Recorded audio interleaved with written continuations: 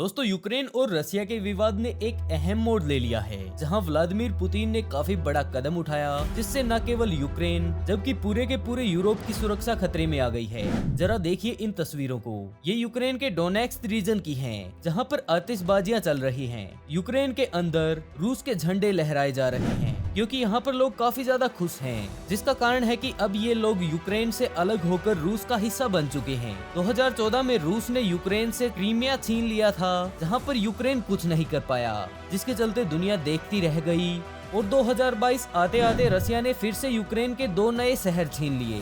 दोस्तों, यूक्रेन के डोनेट्स्क और लुहांस्क शहर भी रूस के कब्जे में आ चुके हैं। दरअसल रूस ने यूक्रेन के पूर्वी हिस्से में स्थित उनके 2 नए शहरों पर कब्जा कर लिया है, और इन दोनों ही रीजन के नेताओं के साथ व्लादिमीर पुतिन ने मित्रता, सहयोग और सहायता पर समझौता कर लिया है। जिसका मतलब ये है कि अगर यूक्रेन फोर्स के दम पर अपने इन दोनों शहरों को यूक्रेन में मिलाने की कोशिश करता है, तो ये दोनों शहर यूक्रेन से अपनी सुरक्षा के लिए रसिया से मदद मांग सकते हैं, और रसिया इन शहरों की सेफ्टी के लिए यूक्रेन पर हमला भी कर सकता है।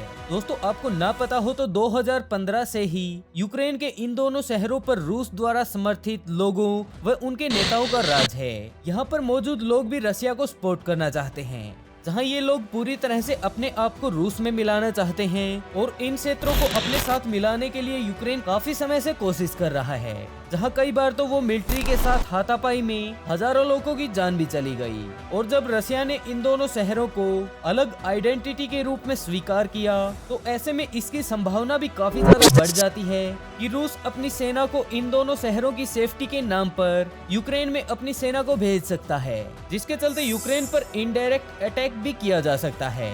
इन दोनों ही रीजन में मौजूद परिवार ने अपने घर में मौजूद महिलाओं और बच्चों को रूस में भेज दिया है, और वहां पर बचे सभी नौजवान लड़ने के लिए हथियार ले तैयार खड़े हैं, जिसके साथ ही रसिया ने अपने हजारों सैनिकों को इस शहर में भेज दिया है, जिसके चलते सभी देशों से आए हुए नागरिक भी अपने अपने देशों की ओर रुख कर रहे हैं। और ऐसे में जिसका डर यूक्रेन, नाटो और अमेरिका को था, वही सामने आया, और वही सामने आया फ्रांस और जर्मनी के नेताओं ने पुतिन से ऐसा न करने के बारे में मीटिंग की, जिसे पुतिन ने पूरी तरह अनदेखा कर दिया।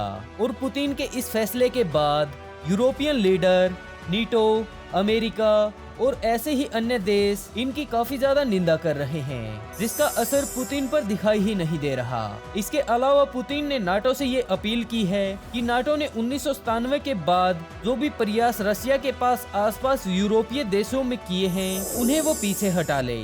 पुतिन ने कहा कि नाटो ने यूक्रेन को अपने अंदर शामिल करने की शुरू से ही काफी सारी तैयारियां कर रखी थी, और इससे पहले कि यूरोप में खूनी लड़ाई शुरू हो, उन्होंने यूक्रेन के प्रेसिडेंट से कहा कि वो पीछे हट जाएं। इसके साथ ही व्लादिमीर पुतिन ने इन दोनों शहरों से दूर रहने की चेतावनी भी दी।